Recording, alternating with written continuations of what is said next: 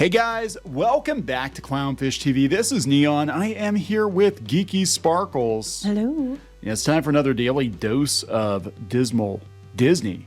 Maybe it's a dose of reality for Disney. We're going to talk about Bob Iger pushing back on Marvel fatigue, but he says that they're actually quietly canceling movies. That's interesting because I know they've said before they have to rethink things, but I don't know if he's ever come out and said that, like, yeah, we're actually canceling movies at this point. Well, I mean, I think people expected them to. I think they're canceling different types of things, but Marvel is definitely included in that. Later on, he makes a comment saying that Marvel is for sure included in some of the things that they've changed.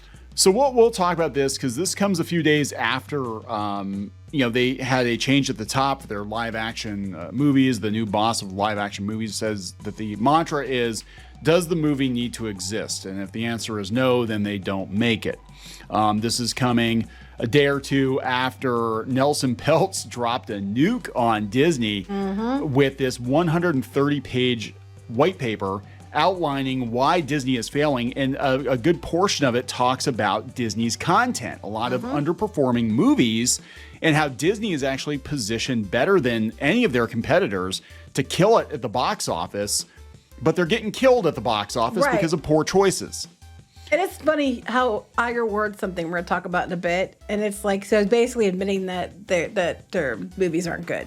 Yeah, so let's talk about this. Before we get into it any further, please subscribe for more pop culture, news, views, and rants, guys. Yeah, woohoo if you do. Woohoo! So this is coming to us courtesy of The Hollywood Reporter. Geeky also covered it on piratesandprincesses.net. But he spoke at a Morgan Stanley conference in San Francisco on Tuesday. And this is what he said about the movie business. He said, you have to kill things you no longer believe in. And that's not easy in this business because you've either gotten started, you have some sunk cost, or it's a relationship with either your employees or with the creative community. He said it's not an easy thing, but you got to make those tough calls. We've actually made those tough calls. Maybe you should have made those tough calls a while ago. Yeah, right.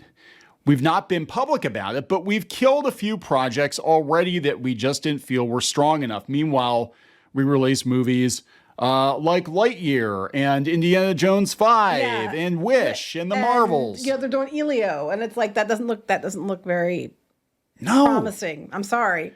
No, but I think they're starting to realize, like, oh my gosh, guys, if we make bad movies and they bomb at the box office, our stock value goes down. And then here comes mean old Nelson Peltz and Jay Rizzullo, and they want to take over the board because they're like, you're just not performing. But you know what? You're not performing. I like this next part. They've been spending a lot of time with the creators watching these films, giving detailed notes on the films, engaging a respectful process that results in improvement. Where were you for like She-Hulk or the Marvels or Ant-Man and the Wasp: Quantumania?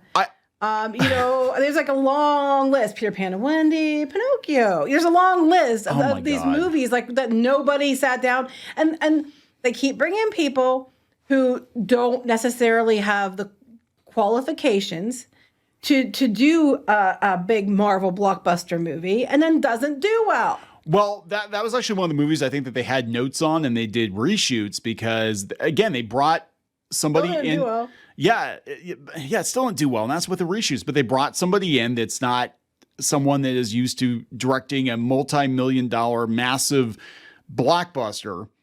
And they keep doing this. They're like, well, they have the right check boxes, so we'll just bring them in. I know they've only done like art house movies, but we'll just drop them in the middle of a massive franchise, give them $200 or $300 million to play with. What's the worst that could possibly happen? Well, we're seeing what could happen. The Eternals and the Marvels, and we have people that are completely unqualified. Now, maybe. The Internal. Oh, that's a different movie. That is a different Disney movie. No, I think that's funny. I'm leaving that one in. People would actually go see the Internals. It was called, what was that movie with Dennis Quaid? That was like that one. Anyway, the Eternals.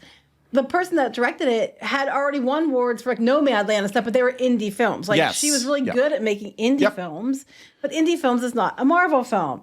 So, I just think this next part's really funny because he's going to push back on superhero. It's not superhero. It's not. He doesn't even call it superhero fatigue. He calls it audience fatigue. Oh, bullshit. And he's like, people can't be our fault. a lot of people think it's audience fatigue. It's not audience fatigue. Like, hell, it's not. They want great films. Exactly. And if you build it great, they will come. And there are countless examples of that. Disney doesn't have any recently. Some are ours and some are others, not lately. Oppenheimer is a perfect example of that. Just a fantastic film. Focus is really important. We reduce the output of Marvel, both numbers of films they make and a number of TV shows.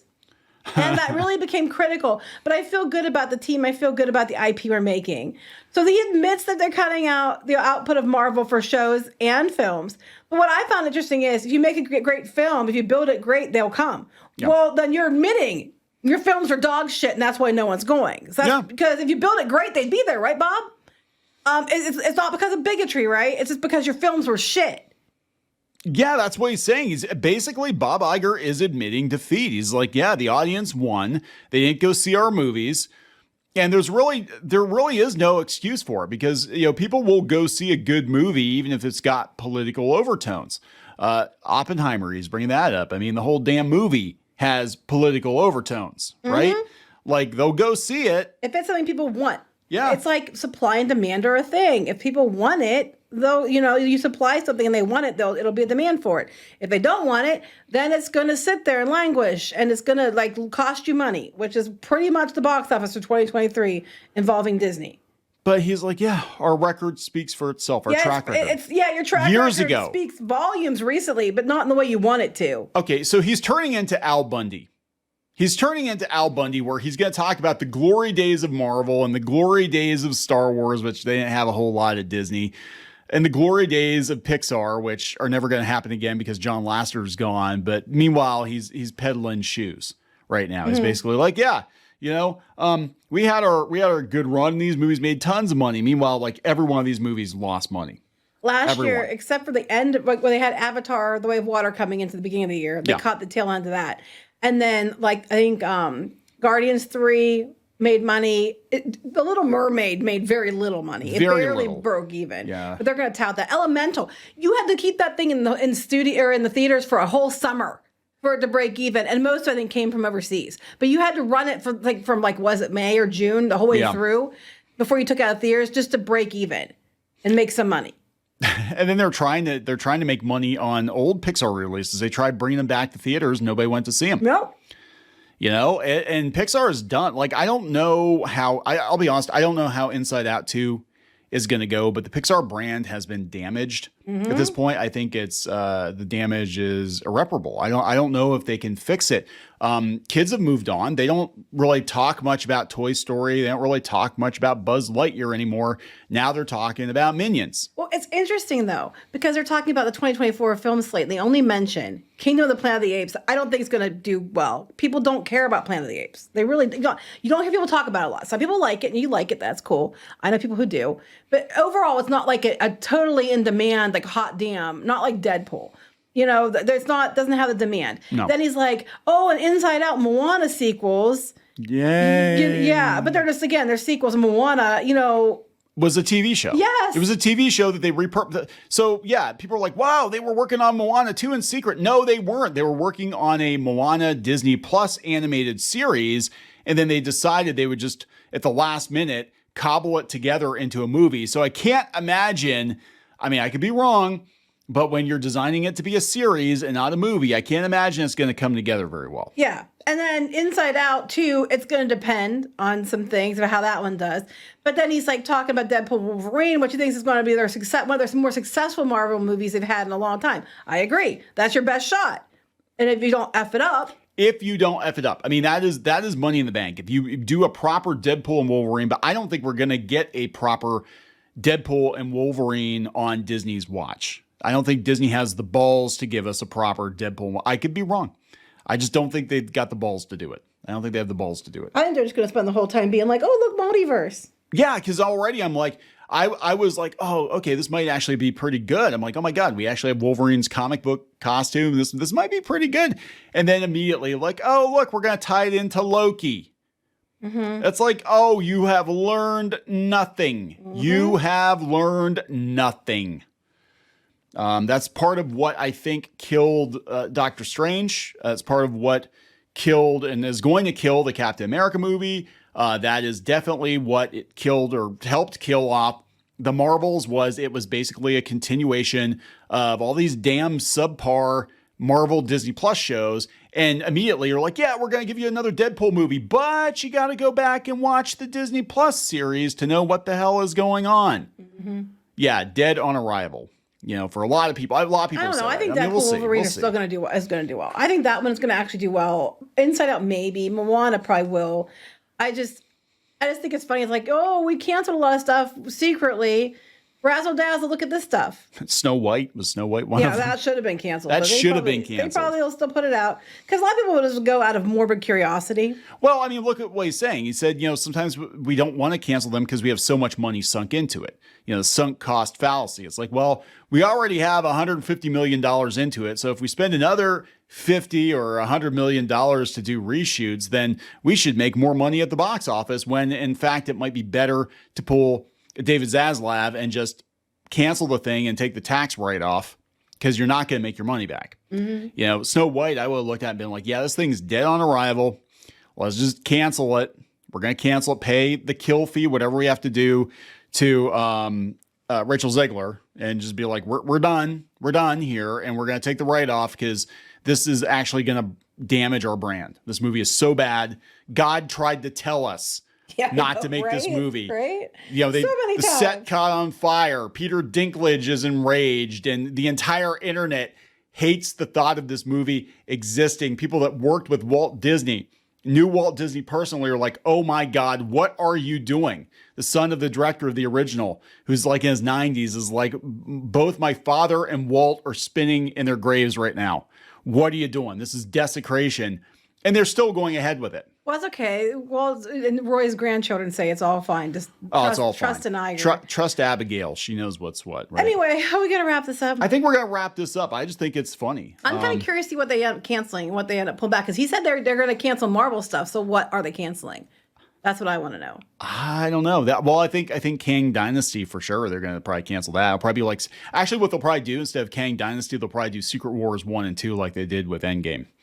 They'll probably split it into like 2 movies and bring in Doctor Doom or something, but who cares? Yeah, I just think it's funny. It's like, I'm not going to let it distract me. Oh, about Peltz? Yeah, I'm not going to let it distract me because when I get distracted, it's not a good thing. I'm like, you've been distracted for 10 years, Bob. Oh, that's how we got here. He's on so many different boards and stuff too that he's like, he's flitting around doing different things. And yeah, he was...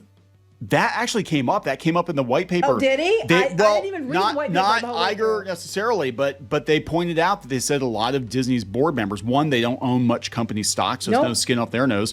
And two, a lot of them are actually CEOs of other companies, and they're not dedicating their time to Disney. Well, that's not unusual, honestly, when it comes to a board, though.